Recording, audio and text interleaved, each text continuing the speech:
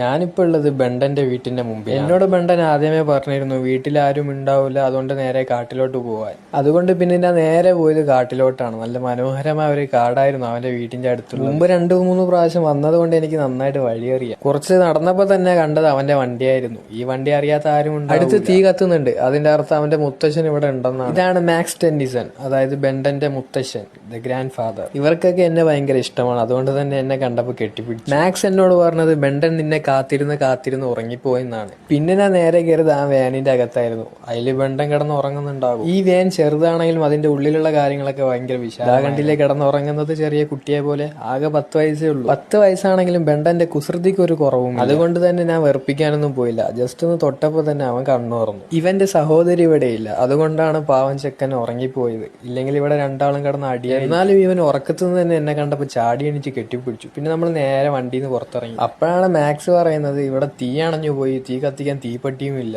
ഞാൻ ലൈറ്റർ എടുക്കാൻ പോക്കറ്റിൽ കൈയിട്ടപ്പോ ബണ്ടൻ എന്നോട് പറഞ്ഞത് എടുക്കണ്ട. എന്നിട്ട് അവൻ വാച്ചിലൊന്ന് തൊട്ടടോ. ഇത്ര നേരം ഇവനെ ഊക്കിക്കൊണ്ടിരുന്ന ഞാൻ വരെ ഞെട്ടിപ്പോയി. എന്നിട്ടൊരു കൂസലില്ലാതെ നടന്നു പോകുന്ന കണ്ടില്ലേ, പഹയൻ. മാക്സ് എന്നോട് പറഞ്ഞത് ഇവന്റെ ഫയർ ബ്ലാസ്റ്റ് മുതൽ 4 ആംസ് വരെയുള്ള എല്ലാ 10 ജീവികൾക്കും 10 ജോലികൾ കൊടുത്തിട്ടുണ്ടെന്നാണ്.